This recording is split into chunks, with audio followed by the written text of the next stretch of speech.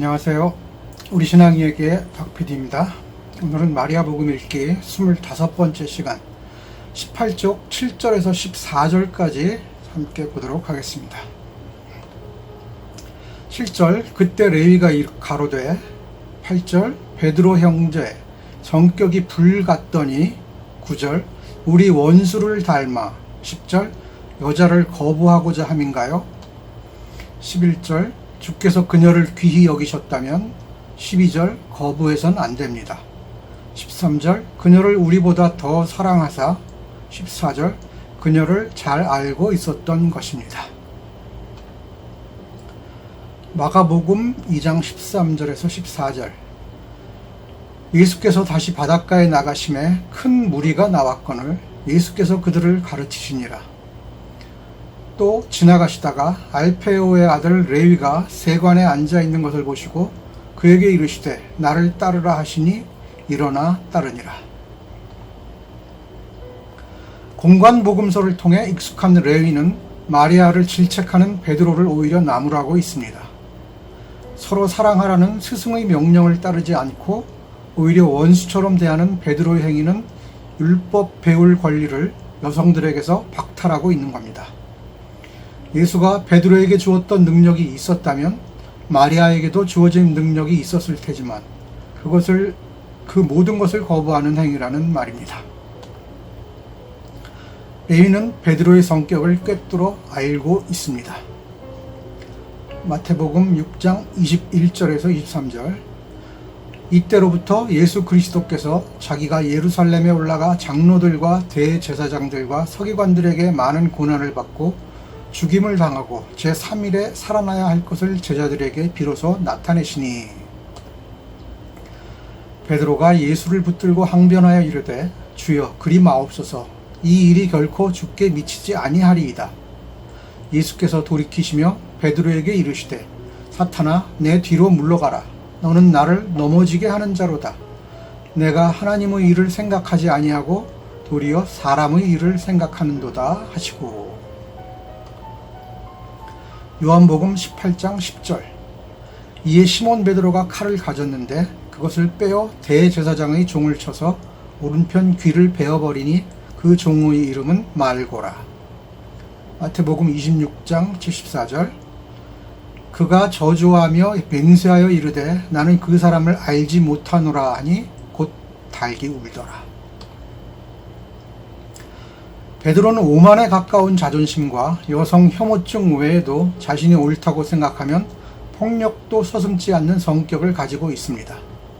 한편 그는 신실하고 관대하며 살아계신 하느님의 아들을 처음으로 알아본 사람입니다. 마태복음 16장 16절 시몬 베드로가 대답하여 이르되 주는 그리스도시요 살아계신 하나님의 아들이시니이다. 마태복음 16장 17절 예수께서 대답하여 이르시되 바요나 시몬아 내가 복이 있도다. 이를 내게 알게 한 이는 혈육이 아니요 하늘에 계신 내 아버지이시니라. 예수는 베드로의 통찰력이 푸시케가 아닌 누스에서 비롯된 것을 암시하고 있습니다. 즉 성령의 계시를 통해 나온 것입니다. 적어도 이때만큼은 누스의 문을 활짝 열어 성령을 향해 있었다는 말입니다. 그러나 이 경험을 통해 자신이 모든 행동에 끼어있지 않으면 자신의 기질이 자신을 삼키게 됩니다. 계속 그 진창에 빠져 있으면 환상과 하느님이 가는 길을 방해하는 사탄이 된다고 마태복음 6장 21절에서 23절에서 경고하고 있는 겁니다. 이런 베드로의 기질을 잘 아는 레위는 실상 인간의 머리로 이해하기 어려운 것들에 대해 부인할 권리가 없음을 상기시키고 있습니다. 마리아의 이야기가 참인지 거짓인지는 마리아와 예수 사이의 일이란 말입니다. 다른 사람이 그것을 판단할 권리가 없다는 말입니다. 오히려 그것을 판단하는 자세야말로 사탄의 일이라고 지적하고 있습니다. 스스로를 존귀한 자라고 판단하기에 남을 판단할 수 있다고 생각한다면 그런 사람들은 예수와 관계없는 사람입니다. 예수는 세리와 창녀들과 함께 어울렸던 분이기 때문입니다. 오히려 그들이 천국에 가깝다고까지 말했습니다. 그들은 적어도 자신을 존귀한 사람이라고 생각하지 않기 때문입니다. 도스토옙스키는 죄와 벌을 통해서 도둑과 평판 나쁜 자들을 하느님 나라의 성대한 잔치에 초대하는 내용을 말합니다. 예수의 뜻을 다시 알리고자 했던 것입니다. 우리는 판단할 자격을 가지고 있지 않으며 오직 할 수 있는 것은 사랑뿐이라고 말하고 있는 겁니다.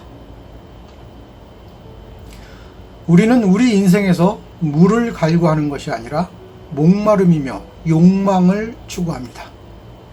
우리 자신도 알지 못하고 있다는 것이 문제입니다. 우리는 욕망의 화신입니다. 나이가 들어도 학식이 높아도 우리는 이 욕망의 문제를 해결하지 못하고 살아갑니다. 아니, 실상은 그 욕망이 문제라는 생각조차 하지 못하고 살아갑니다. 마태복음 11장 28절, 수고하고 무거운 짐진 자들아 다 내게로 오라, 내가 너희를 쉬게 하리라. 누가복음 5장 31절, 예수께서 대답하여 이르시되 건강한 자에게는 의사가 쓸데없고 병든 자에게라야 쓸데있나니.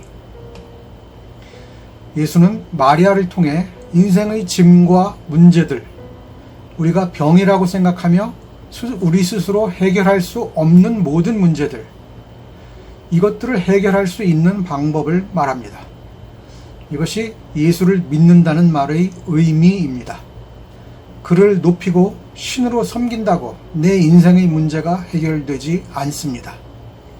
우리 삶의 자세와 태도가 푸시케에서 누스를 통해 푸뉴마로 나아가야 한다고 마리아 복음은 이야기하고 있습니다. 네, 여기까지 마리아 복음 25번째 이야기였습니다. 다음 시간에 뵙겠습니다.